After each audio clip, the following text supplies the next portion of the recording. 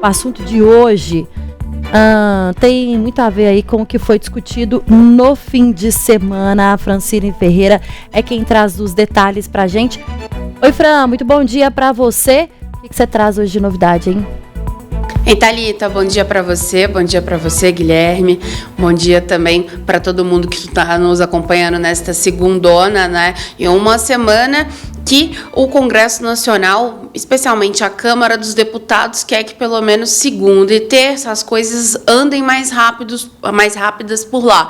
Isso porque os deputados tentam aprovar na Câmara ainda hoje, e os senadores querem aprovar no Senado amanhã, um projeto de lei que trata justamente sobre a questão das emendas parlamentares. O pagamento das emendas foi suspenso aí por Flávio Dino lá em setembro deste ano, né? O ministro aí falava sobre falta de transparência, de rastreabilidade, porque basicamente o dinheiro ia para uma cidade, para uma ONG, mas não era possível saber para quê e não era possível também rastrear se o dinheiro de fato chegou onde deveria chegar ou não.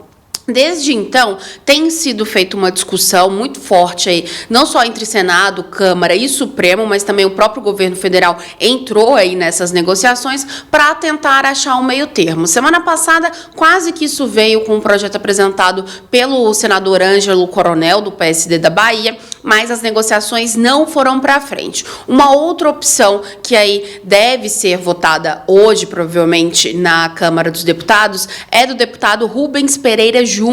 Ele, que é um deputado governista do PT do Maranhão, apresentou aí um projeto de lei complementar, que a gente chama de PLP, justamente para tentar dar outras regras ou então flexibilizar algumas relacionadas às emendas parlamentares e assim, quem sabe, atender aos desejos do Supremo Tribunal Federal e também do governo.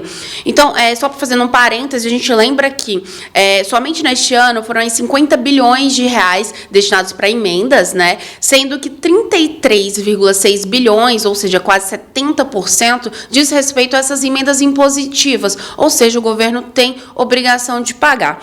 Em linhas gerais, e aqui trazendo uma apuração da nossa repórter Lara Alves, que cobre esse dia a dia do Congresso Nacional, né? Basicamente, as emendas de bancadas, elas precisam ser destinadas para políticas públicas estruturantes, ou seja, de educação, saúde, tudo. Mas os deputados e os senadores têm que indicar para aquele estado que eles pertencem, ou seja, de Minas tem que indicar para Minas Gerais. Nada de indicar para São Paulo, para Rio ou para outro estado. Uma outra mudança é relacionada às emendas de comissão. Elas têm que identificar para que estão sendo destinadas e pelo menos metade delas aí precisam ser destinadas para ações de serviço de saúde. Só que aí o pulo do gato nessa é que justamente não precisa falar quem que destinou a essa. Então, o deputado ele apresenta a emenda, isso é votado na comissão, mas não fica tão claro quem destinou essa emenda, mas agora o que eles estão prevendo é uma rastreabilidade que antes não tinha.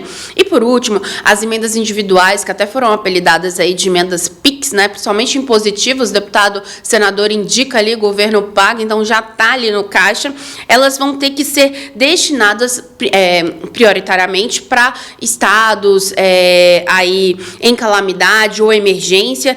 E os parlamentares, dessa vez, eles vão ter que indicar para quê, por quê, qual que é o plano de ação. E o que está previsto também é que devem aí, digamos que ter mecanismos que o Tribunal de Contas da União possa identificar se o dinheiro foi mesmo, se o dinheiro está sendo aplicado no que foi indicado. Então, basicamente, vai ter o básico aí que sempre deveria ter relacionado a isso, porque por mais que não fosse chamado de orçamento secreto, as emendas PIX, de certa forma, eram indicadas aí de forma secreta, né?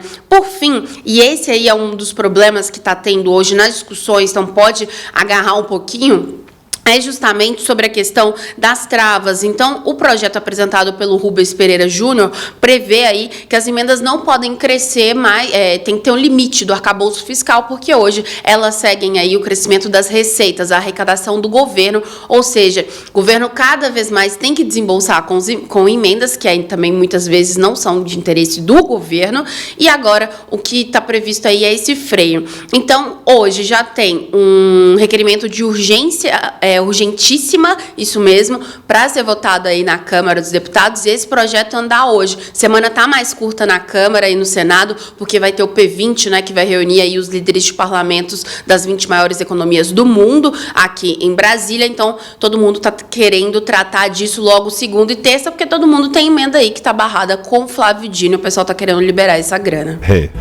Urgente, urgentíssimo, Fran. Tem muito mais a ver com o desejo dos parlamentares de que a coisa ande novamente no mesmo prumo que já esteve nos últimos anos, do que necessariamente uma preocupação legítima e de austeridade e transparência. Essa é a leitura que eu estou fazendo dessa conversa. Fran, ótimo início de semana para você. A gente se fala ao longo desta semana. Pra gente, até amanhã.